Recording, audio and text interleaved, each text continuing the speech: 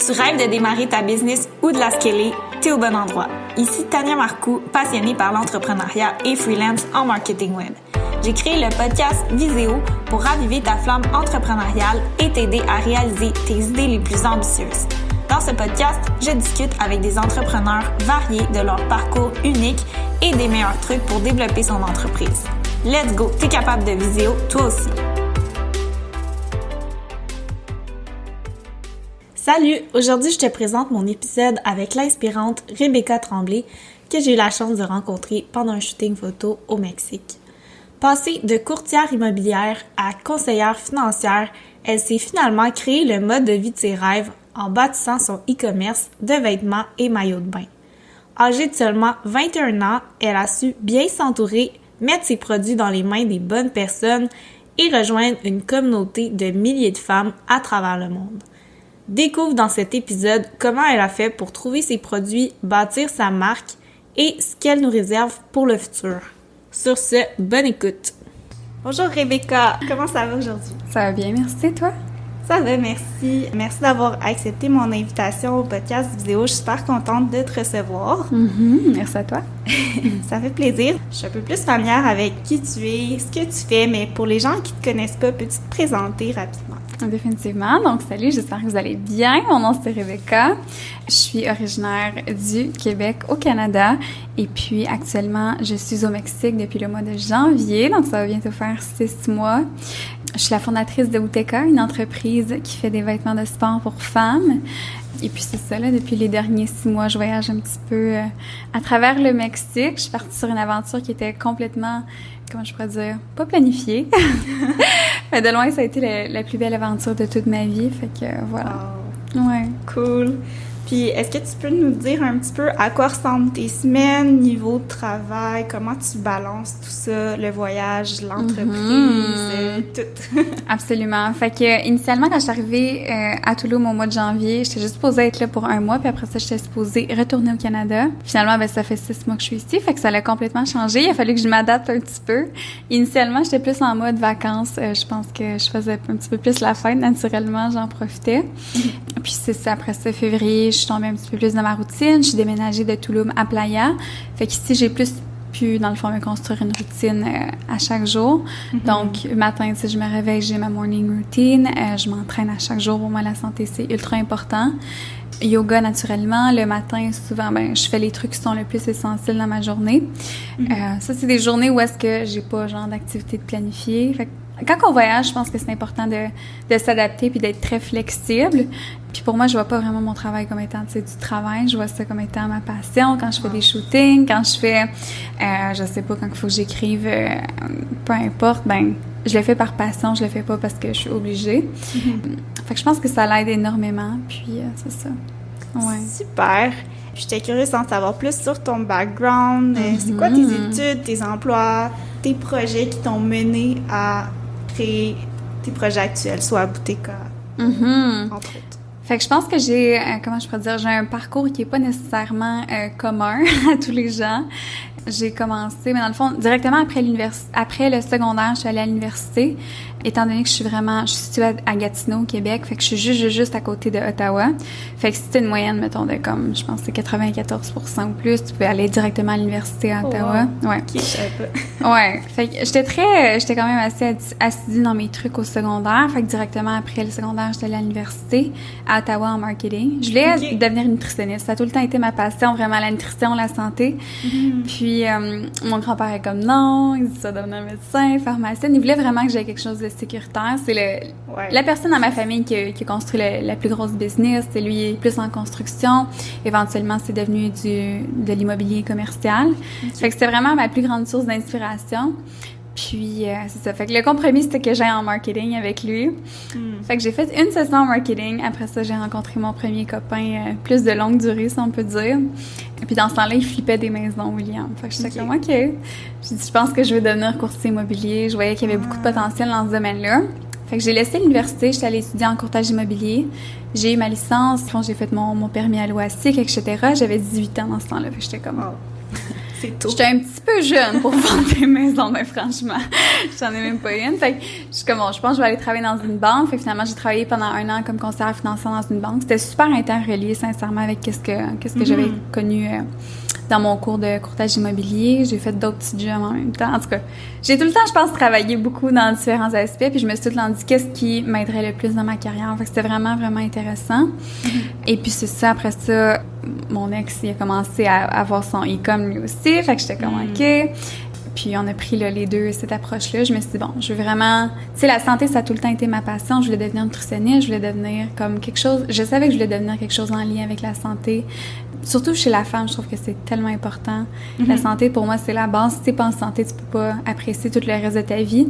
C'est sûr. Fait que c'était vraiment, vraiment intéressant. Puis voilà, 3 ans quasiment plus tard, je suis ici. Puis j'ai ma propre entreprise de vêtements de sport. Puis on va faire une transition, à vrai dire.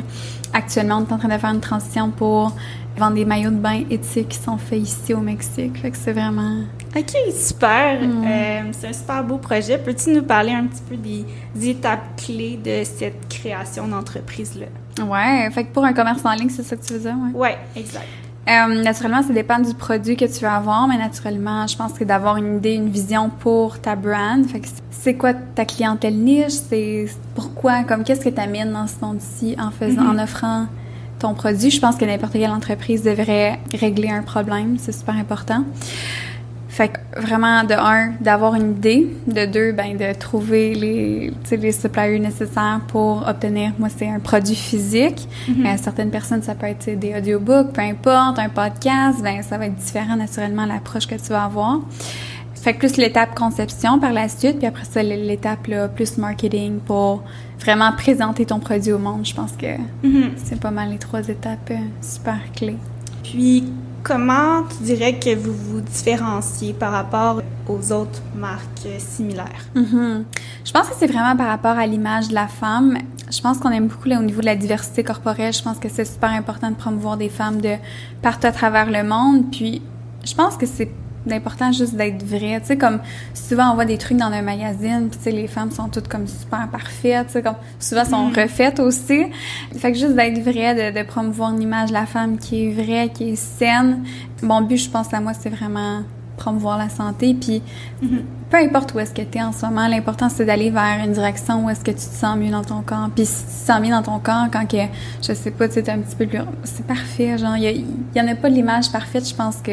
Je crois pas nécessairement à ça. L'image parfaite, c'est quand toi, tu te sens vraiment bien dans ton corps.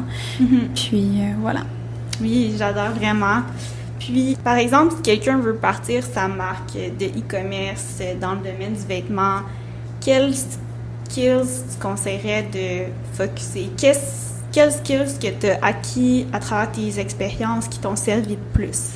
Oh my God! Je te dirais que, tu sais, dans la vie, c'est un chemin, mais c'est tellement pas linéaire. Il y a tellement de choses, des fois, que tu vas divaguer, puis je pense que toutes les expériences que tu peux acquérir dans ta vie vont t'aider dans qu'est-ce que tu vas faire, parce que ça va t'aider à avoir tellement de différentes perspectives sur les choses. Naturellement, si on parle plus là, au niveau technique, je pense que vraiment d'avoir des bons contacts, numéro 1, ça change tout. D'avoir un mentor peut-être qui a déjà fait qu'est-ce que tu veux faire, ça t'aide fois 1 million. Souvent, ça va t'aider à épargner des années de essais-erreurs. Au niveau marketing, c'est super important d'avoir des connaissances globales, générales, je te dirais. Puis, ben, je pense que c'est pas mal ça, là, naturellement, d'avoir des bons contacts. Ça l'aide vraiment. Ouais. Quelqu'un qui a déjà passé par là puis qui peut te guider dans toute cette belle aventure. Ouais. Ça rend les choses beaucoup plus faciles. Ouais, c'est sûr. Donc, toi, est-ce que tu as eu des mentors pendant ton parcours? Est-ce qu'il y a des ressources particulières qui t'ont vraiment aidé? Oui, je te dirais naturellement, comme je disais, là, mon ex avait son e-com avant, fait que j'ai comme un petit peu suivi sa trace. Ça a été d'une grande aide dans ma vie, sincèrement. Mon grand-père, naturellement, là, il y a une business qui était complètement différente de la mienne, mais je pense que j'ai grandi vraiment avec plus l'esprit entrepreneurial. Pour moi, c'était vraiment, vraiment intéressant. Puis, tu sais, il y a tellement de gens que tu rencontres dans ton day-to-day, je pense qu'ils vont t'amener des petites informations. Fait que c'est pas juste une personne clé, nécessairement. Il y a plein de gens qui peuvent jouer des rôles de mentor dans ta vie. Puis, c'est ça. OK, super. Ben, je te suis parce que je pense que c'est vraiment une des choses aussi qui m'a propulsée dans ma business, c'est de me faire accompagner puis de rencontrer plein de gens qui faisaient ça puis qui ont pu, chacun à leur façon, m'apporter un petit quelque chose. Puis comme tu dis, c'est la somme de tout ça qui fait que tu grandis super rapidement puis tu es capable de passer à travers tous les obstacles. Ouais, puis aie un end goal qui est très défini. Je pense que si tu as une vision très claire de où est-ce que tu t'en vas, ça va t'aider à passer au travers de tellement de différents obstacles, parce que dans ton day-to-day, tu vas en rencontrer fois 1000, là, des trucs qui vont, tu sais, qui te mettent comme en setback, mais abandonne jamais, c'est tout le temps ça que je me dis. Tellement. Puis maintenant qu'on parle d'obstacles, peux-tu nous parler de tes plus gros obstacles jusqu'à date? Oh my God, ça va commencer. Ça va faire 3 ans en novembre, puis je te dirais que j'ai passé au travers d'une panoplie de choses. Obstacles. Tu sais, je suis vraiment jeune, là, j'ai 21 ans, fait que je m'en vais sur mon 22 au mois de juillet. Naturellement, moi, je grandis en tant qu'individu, puis plus je grandis, moi, personnellement, plus ma business aussi grandit. Mon Dieu, il y a tellement de choses qui se sont passées. Je te dirais, obstacles, autant au niveau du supplier, autant au niveau des choses qui vont... Pas qui vont mal, mais je pense que la vie... C'est toute une question de perspective dans la vie. Fait que si tu dis « Oh my God, ça va mal, c'est un obstacle », je me dis tout le temps comment je peux surmonter ça, comment je peux grandir au travers de cette expérience-là. Fait qu'il n'y a rien vraiment qui est un obstacle. Je pense que c'est tout le temps des apprentissages. Ouais. Mais oui, c'est sûr que tu vas rencontrer... pas des obstacles, j'aime pas dire des obstacles, mais des choses qui vont te confronter à certaines choses qu'il faut que tu changes dans ta vie. Il faut que tu deviennes meilleure en tant que personne. Faut que tu deviennes une meilleure version de toi constamment, je pense, quand tu as une business. Puis il faut que ta business aussi s'améliore de jour en jour. C'est super important. Ouais, c'est sûr. Tu parlais tantôt au niveau des suppliers.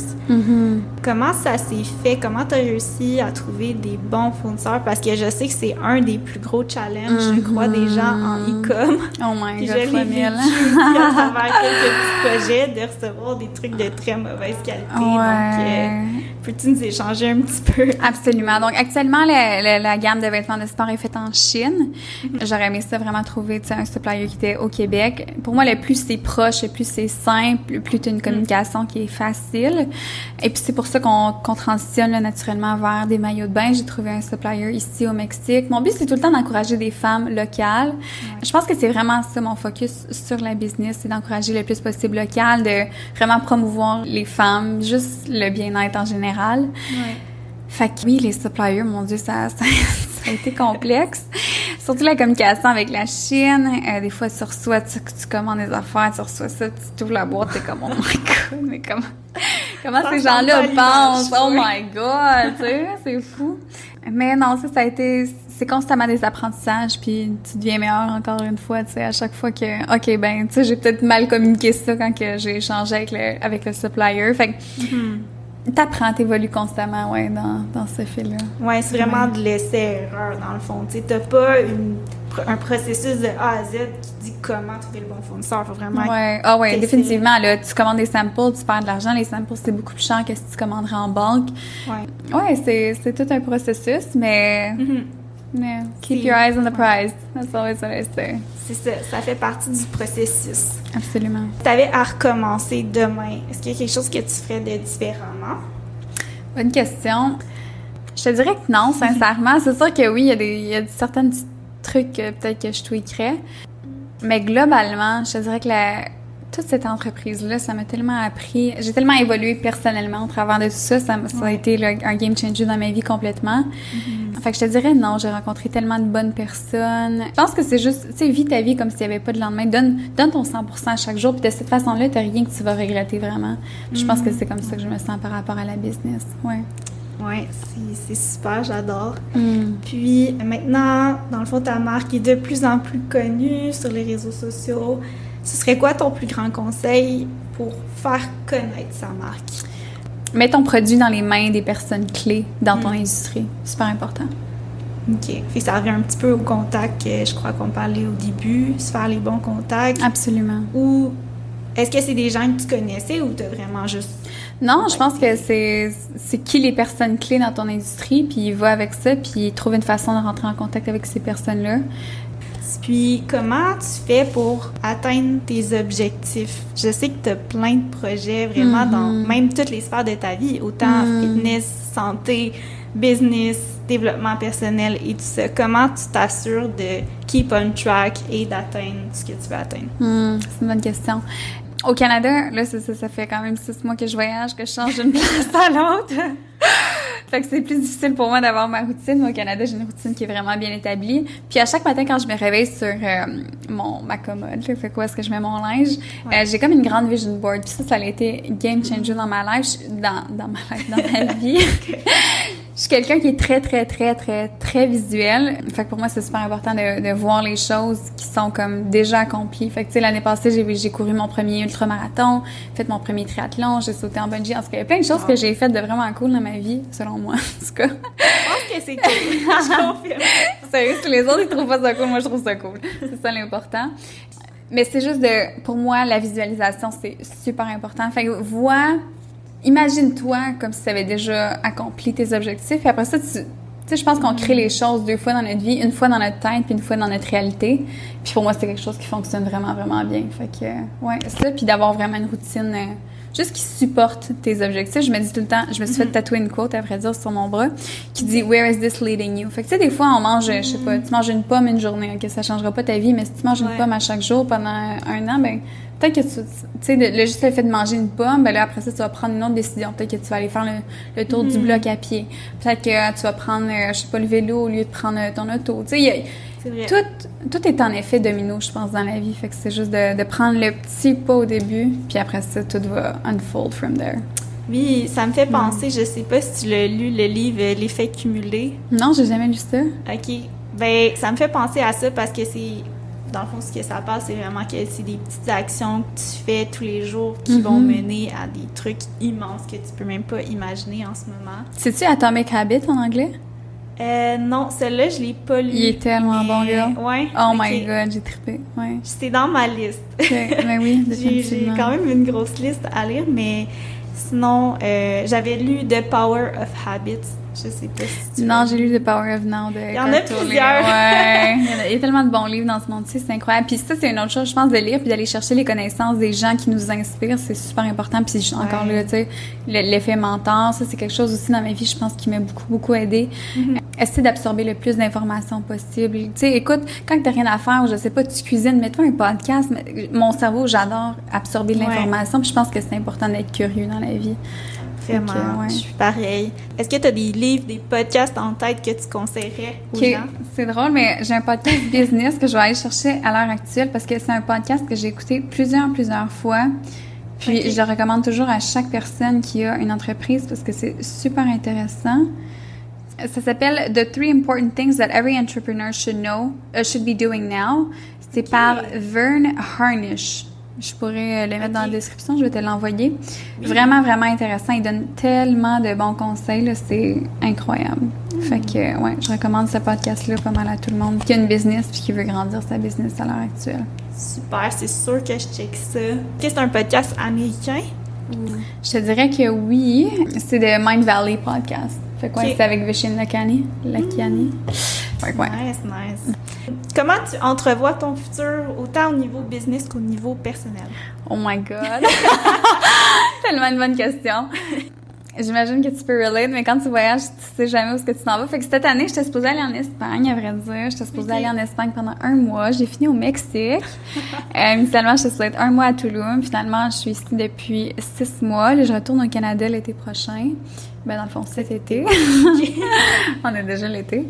Et puis, par la suite, cet été, quand je vais revenir au Canada, tu sais, je vais prendre peut-être une couple de semaines, passer du temps avec ma famille, mes amis, mais après ça, je vais repartir. Je pense que j'ai tout le temps dit, depuis peut-être 2 ans environ, pour les 5 prochaines années, je vais voyager, puis je vais faire le tour du monde. Puis, tu sais, je le disais tout le temps, mais j'étais comme, bon, ça va jamais arriver. J'étais comme, c'est une possibilité dans ma vie. Puis finalement, ben là, j'ai comme, je sais pas, j'ai la piqûre, puis je veux voyager, je veux découvrir. Je pense qu'il y a tellement de belles places dans le monde, puis plus tu voyages, plus tu apprends à connaître différentes cultures, plus tu apprends à voir le monde sous différentes perspectives, qui est absolument incroyable pour moi. Fait que c'est ça. Cet été, je vais retourner au Canada. Par la suite, je vais aller à Vancouver. Je suis jamais allée à Vancouver encore. Cool. Fait que Vancouver pour l'automne prochain. Et puis, bon, ça, c'est le plan. Est-ce que le plan va être tel quel? J'ai aucune idée. Peut-être que la vie va m'amener dans d'autres places où est-ce que j'ai besoin d'être vraiment. J'aimerais faire Bali, Thaïlande, automne, hiver prochain. Fait OK, que, c'est dans ma liste aussi, ça se peut qu'on se recroise. c'est sûr. Je pense qu'il y a beaucoup de gens qui, ça fait longtemps qu'ils voyagent, que j'ai rencontrés ici, puis sont comme, tu vas croiser les mêmes types de personnes un petit peu partout à travers le monde. Tu sais, souvent, c'est les gens qui sont ici à Playa en ce moment, peut-être que tu vas les croiser l'année prochaine, tu sais, Bali, encore une fois. Ouais. Fait que juste des beaux spots, puis je pense que le monde est à découvrir, puis surtout, tu sais, quand on est jeune comme ça, je pense que c'est important. Je me dis, avant d'avoir une famille, avant d'être bien établie, je pense que je veux découvrir plus. Ouais. Fait que ça, puis business, ben ça va continuer de fleurir comme ça doit. Puis, je fais confiance vraiment à la vie en le cours des choses, puis juste de garder un esprit positif par rapport à tout ça, puis... C'est super important. C'est sûr que ça fait une énorme différence. Je crois juste de rester positif. Puis... Ouais, 1 million, ouais. Toi, ça ressemble à quoi tes plans pour les prochaines années? Je suis curieuse. You got me curious. Là, je me fais compte. J'ai vraiment beaucoup de projets. Comme toi, j'ai ma petite morning routine. J'écris à chaque matin ce que je veux accomplir. Wow. Là, il y avait mon podcast que je suis en plein dedans en ce moment. Good job, girl! Mais c'est sûr que mon but, c'est d'atteindre vraiment le plus de gens possible avec ça pour les inspirer à suivre leurs rêves puis vraiment prendre action pour réaliser leur vision. Parce que je connais tellement de gens qui ont des visions puis qui les poursuivent pas. Je trouve ça un peu dommage parce que je me dis ça pourrait tellement autant les épanouir qu'apporter des meilleures solutions à notre monde.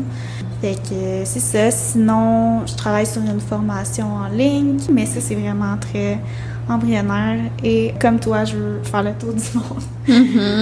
C'est vraiment un de mes plus grands rêves. Puis continuer à aider les entreprises dans leur marketing en ligne. Je pense que ça leur apporte beaucoup d'impact. Moi, j'adore ça, voir la croissance, c'est super concret. Voir les résultats, puis on est capable de tout le temps s'ajuster selon les données. Je trouve ça super intéressant, fait que je continuerai ça. Mais ce serait de trouver un équilibre entre tous ces différents projets-là, étant donné que c'est plusieurs trucs différents. J'ai une petite dernière question pour toi. S'il y avait aucune limite à ce que tu pouvais atteindre dans la vie, tu peux viser aussi haut que tu veux. Qu'est-ce que tu aimerais atteindre? Je pense que je suis en train d'atteindre tout ce que j'ai toujours voulu atteindre. Puis hier, justement, j'ai publié un post, puis je parlais de à quel point, tu sais, la vie que je vis en ce moment, c'est littéralement la vie que j'ai comme tout le temps rêvé d'avoir. Toutes les belles opportunités qui s'ouvrent à moi, toutes les personnes que je rencontre, c'est comme plus que ce que j'aurais jamais pu imaginer.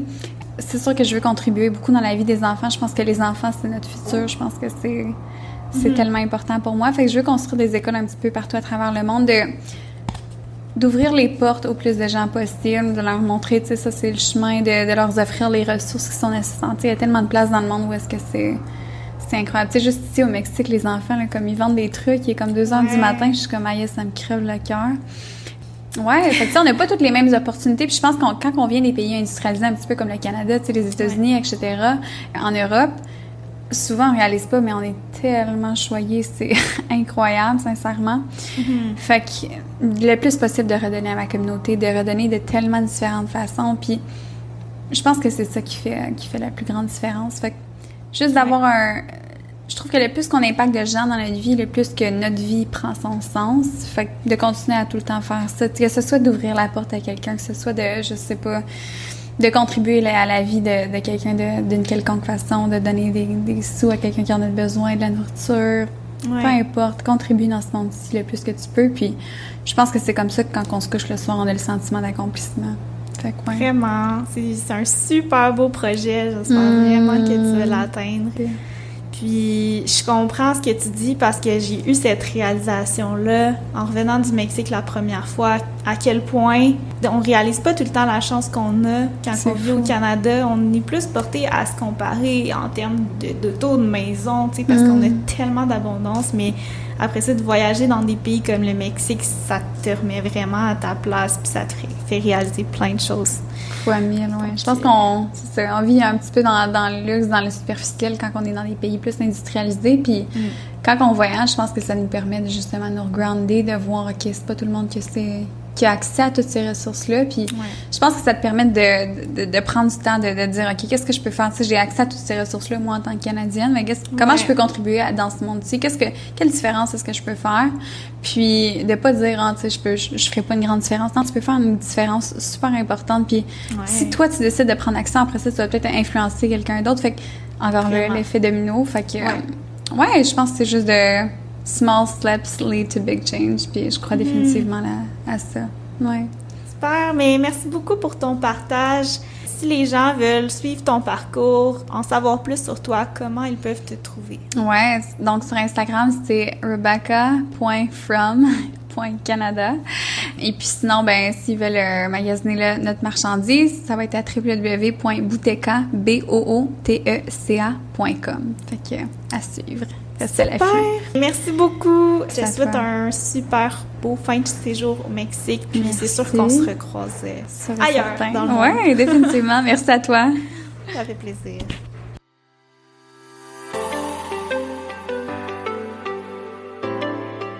Un gros merci d'avoir écouté cet épisode du podcast Viséo. J'espère qu'il t'a apporté beaucoup de valeur. Si oui, ça m'aiderait beaucoup si tu t'abonnes à ce podcast ou encore que tu le partages dans ta story. Une des meilleures manières de rester motivé et de faire partie d'une communauté d'entraide entre entrepreneurs, c'est ce que je te propose avec le groupe Facebook Viséo. Joins-toi dès maintenant et sur ce, je te dis à bientôt.